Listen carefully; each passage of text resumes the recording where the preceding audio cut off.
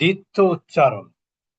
দ্বিত্ব উচ্চারণ বা আমরা বলতে পারি বাউন্স, অথবা বলতে পারি জার্কিং, যেটাকে ওই যে মানে অনেকটা ঝাঁকির মতো যেটা হয়। তা এই কলকলাটার অক্ষর হলো মোট 5টি। কলকলার অক্ষর কয়টি? 5টি। একটা হলো কফ, একটা হলো ত, একটা হলো বা, আর একটা হলো জিম, আর একটা কি দাল। কফ, ত, বা, জিম, দাল, এই 5টা অক্ষরকে মনে রাখার একমাত্র সহজ পথ হলো কুতুবজাত অথবা কুতুবুজাদ্দিন। এখন কুতুবজাত বলেন, কুতুবুজাদ্দিন বলেন, যাই বলেন না কেন, এতে কিন্তু অর্থের কোনো পরিবর্তন ঘটে না। এতে কি হয় না? অর্থের কোনো পরিবর্তন ঘটে না, অর্থাৎ কুতুবজাতের কোনো অর্থ নাই। আপনি যেভাবে মনে রাখতে পারেন মনে রাখবেন। আমার কথা কি শুনতে পাচ্ছেন আপনারা? জি উস্তাদ, জি শোনা যাচ্ছে। তাহলে কলকলার অক্ষর কয়টি? 5টি। 5টি। কি কি? কফ, ত, বা, জিম, দাল। এই 5টি অক্ষর হলেই কলকলা হবে না, বরং এই 5টি অক্ষরের যে কোনো অক্ষরের উপরে যদি সাকিন থাকে, সাকিন বা জজম, তখন কলকলা হবে, আদারওয়াইজ কলকলা হবে না। তাহলে কলকলার জন্য কি শর্ত? সাকিন শর্ত। সাকিন শর্ত। কিন্তু তাজদিদেও কলকলা হয়, কন্ডিশন অ্যাপ্লিকেবল। সেখানে আবার কি রয়েছে? কন্ডিশন আছে, শর্তযুক্ত। তো আমরা এক এক করে শিখবো। আমরা প্রথমে এখানে যে উদাহরণ দেখতে পাচ্ছেন, এখানে কলকলার অক্ষর কি কি আছে বলেন তো? কফ, এখানে ত, কফ, এখানেও কফ, এখানে ত, এখানে ত। এখানে ত। এবং দেখেন কলকলার অক্ষরে প্রত্যেকটাতে কি আছে? সাকিন আছে, প্রত্যেকটাতেই সাকিন আছে। উচ্চারণ হবে কিভাবে? কলকলা করলে কেমন উচ্চারণ হয় আর কলকলা না করলে কেমন উচ্চারণ হয় সেটা আমরা দেখব। যেমন খলাকনা, দেখেন আপনি যদি কলকলা না করেন তাহলে উচ্চারণ কিভাবে হবে জানেন? খলাক না। কি হবে? খলাক না, খলাক না, খলাক না, রসাক না হুম। এটা হচ্ছে কলকলা ছাড়া। আর যদি কলকলা করতে হয় তাহলে কিভাবে উচ্চারণ হবে? খলাকনা, রযাকনাহুম। বুঝলেন? মাতলাই, মাতলাই, ইউতুইমু। তাহলে কি হলো? খলাকনা। সবাই বলি খলাকনা, খলাকনাহুম, রাযাকনাহুম, মাতলাই, মাতলাই, ইউতুইমু। ইউতইমু, আচ্ছা, এরপরে ইবেনু। ইবনু, এখানে বা হচ্ছে কলকলার অক্ষর, এখানে বা কলকলার অক্ষর। আবেদু, আবেদু, সুবহানা, সুবহানা, ইব্রাহিমা,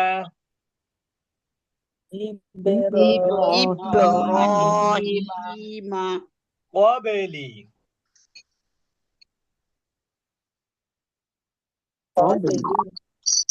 ক্বাবলিকা, ক্বাবলিকা, ক্বাবলিহিম, ক্বাবলিহিম, ক্বাবলিকুম, ক্বাবলিকুম, তাজরি, তাজরি, ইয়াজআলু, ইয়াজআলু, মুজরিমিনা, মুজরিমিনা, আজমাইনা, أجمعين আদেনি أجمعين আদেরকা أدراك ইয়াদউনা يدعون তাদউনা يدعون এই হচ্ছে কলকলার অক্ষর, কিন্তু এইগুলোতে কোনোটাতে কি নাই, তাজদিদ নাই। একটা জিনিস মনে রাখবেন, কলকলা হচ্ছে 3 ধরনের। একটা হচ্ছে কলকলা তু সুগরা, সুগরা মানে ছোট কলকলা। সুগরা মানে ছোট কি? ছোট। ছোট ছোট কলকলা একটা হলো সুগর, একটা হলো উস্ত। উস্ত মানে মধ্যম। উস্ত মানে কি? মধ্যম মানের। জি আরেকটা হলো মধ্যম কলকলাতুল কুবরা। কুবরা মানে কি? বড়। কুবরা মানে বড়। কুবরা তাহলে সুগ্র, উস্ত, কুবরা মানে বড় কুবরা। সুগ্র মানে যখন কলকলার অক্ষরটা মাঝখানে থাকবে শব্দের, কি বললাম? কলকলা যখন শব্দের মাঝে হবে তখন সেটাকে কি বলবে? কলকলাতু সুগ্র। আমার কথা শুনতে পাচ্ছেন? সুগ্র ছোট কলকলা আর যদি জি শব্দের শেষে যদি কলকলার অক্ষর সাকিন বিশিষ্ট হয় বা যজম বিশিষ্ট হয় শব্দের শেষ অক্ষরে, তাহলে সেটা হবে উস্ত। সেটা কি হবে? উস্ত। উস্ত আর মধ্যম মধ্যম। আর যদি কলকলার অক্ষর শব্দের শেষে তাসদিদ যুক্ত হয়, কি বললাম? শব্দের শেষে তাসদিদ যুক্ত কলকলার অক্ষর হয় যদি তাসদিদ যুক্ত হয়, আমরা তো জানি তাসদিদে কিন্তু কলকলা হয় না, কিন্তু জি শব্দের শেষে যদি তাসদিদ যুক্ত কলকলার অক্ষরে থামা হয় তাহলে কলকলা হয়। এটাকে বলে কলকলাতুল কুবরা। কুব্র যেমন তাব্বাত ইয়াদা আবি লাহাবি ওয়া তাব। এখানে কি আছে? ওয়া তাব। এখানে তাব বার উপরে কিন্তু তাজদিদ আছে। তাসদিদ অতাব্বা কুবরা আসলে কি ছিল? অতাব্বা। কিন্তু এখানে অতাব্বা বললে কলকলা হবে না, কিন্তু যদি থেমে যান তাহলে কলকলা হবে। তাহলে কি হবে? তাব্বাত ইয়াদা আবি লাহাবি ওয়া তাব। এখানে বড় কলকলা। ওয়া তাব মানে কুবরা শব্দের, কুবরা হ্যাঁ, কুল কুবরা কুবরা। তাহলে শব্দের শেষে যদি কুব্র তাসদিদ যুক্ত কলকলার অক্ষর আসে তাহলে সেখানে ওয়াকফের হালতে কুসল কলকলাতুল কুবরা হবে। ওয়াকফের হালাতে কিন্তু কুবরা হবে। জি এমনিতে কি হবে না? সুগরা, কুবরা, উস্তা কোনো কিছু হবে না, কিন্তু যদি হুম ওয়াকফ করেন তাহলে কুবরা হবে। ক্লিয়ার? জি জি ওস্তাদ তাহলে আমরা জানলাম কলকলার অক্ষর হলো 5টি। কফ, ত, বা, জিম, দাল একসাথে আমরা বলি কুতুব জাত। এই কলকলার অক্ষর শব্দের মাঝখানে আসতে পারে, শব্দের শেষে আসতে পারে, শব্দের মাঝখানে সাকিন যুক্ত হতে পারে, শব্দের শেষে সাকিন যুক্ত হতে পারে, আবার শব্দের শেষে তাসদিদ যুক্ত হতে পারে। যদি শব্দের মাঝখানে কলকলার অক্ষর সাকিন যুক্ত হয় তাহলে সেটা হবে কলকলাতুল সুগরা। কলকলাতুস সুগরা। সুগরা মানে কুব্র ছোট। আর যদি শব্দের শেষে কলকলার অক্ষরে সাকিন থাকে তাহলে হবে কলকলাতুল বুস্তা। কুবরা আর যদি যদি শব্দের শেষে তাজদিদ যুক্ত হয় তাহলে কি হবে?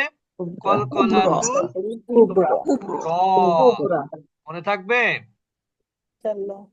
ওস্তাদ, হ্যাঁ, এই যে মধ্যম কলকলা, যে কলকলাতুল উস্ত, হ্যাঁ, হ্যাঁ। এইটা তো শব্দের শেষে সাকিন যুক্ত হবে, এটাও তো অক্ষর হালতে হবে না? অক্ষর হালতে হতে হবে। হ্যাঁ, ওয়াকফের আলোতে যদি অনেক সময় দেখা যায় শব্দের শেষে জবর আছে, যেমন কুল আউযু বিরাব্বিল ফালাকি, ফালাকি ওখানে কিন্তু জের আছে, থামলে কি হবে? সাকিন হয়ে যাবে না?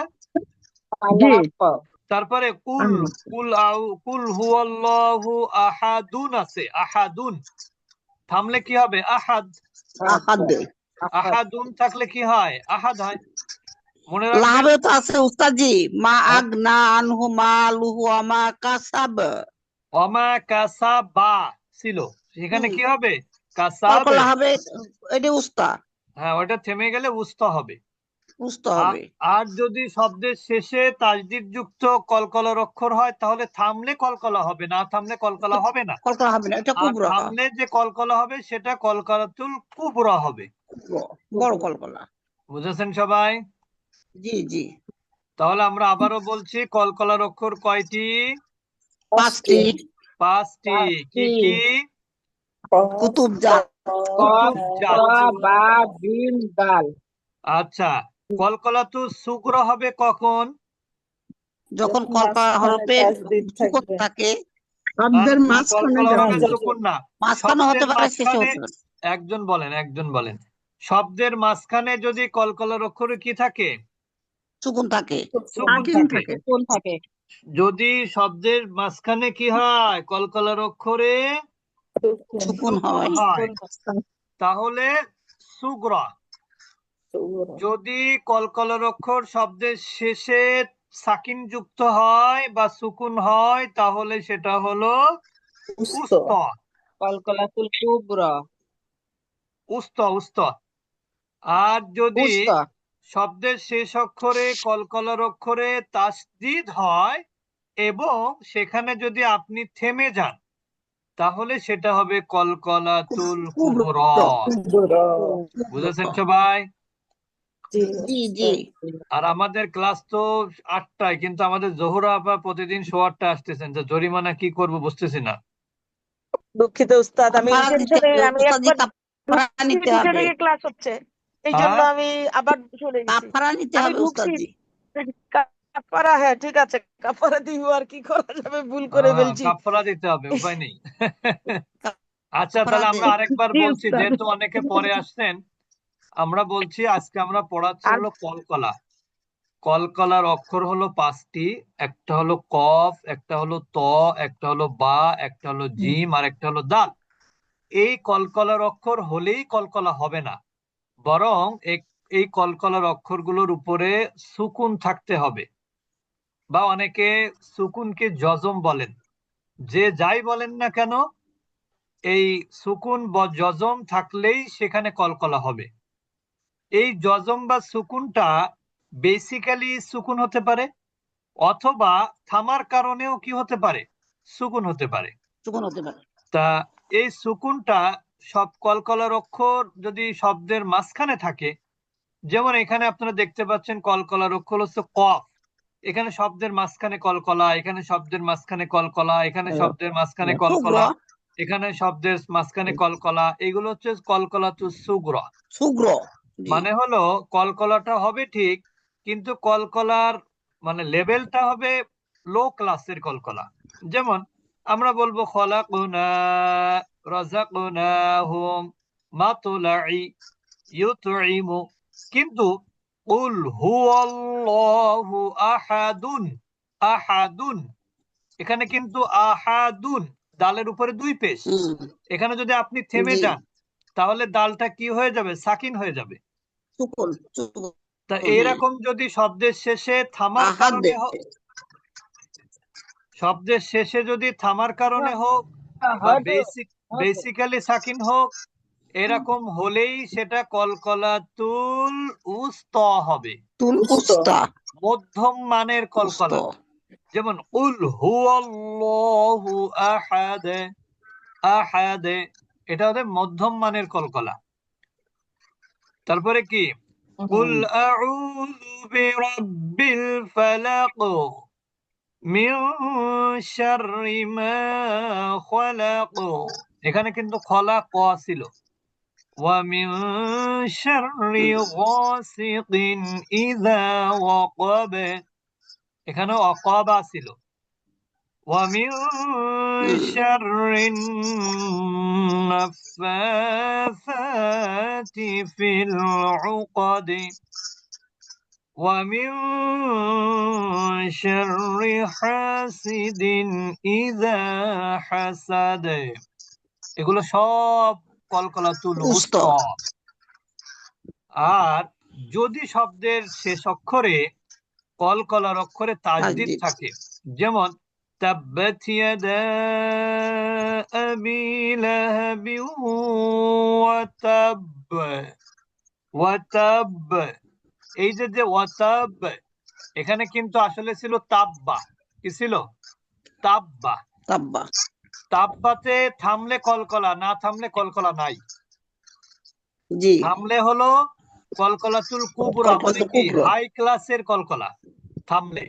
জি। আর না থামলে কোনো প্রকার কলকলাই নেই। কি হাই ক্লাস, কি লো ক্লাস, না মিডল ক্লাস, কোনো কলকলাই নাই। জি।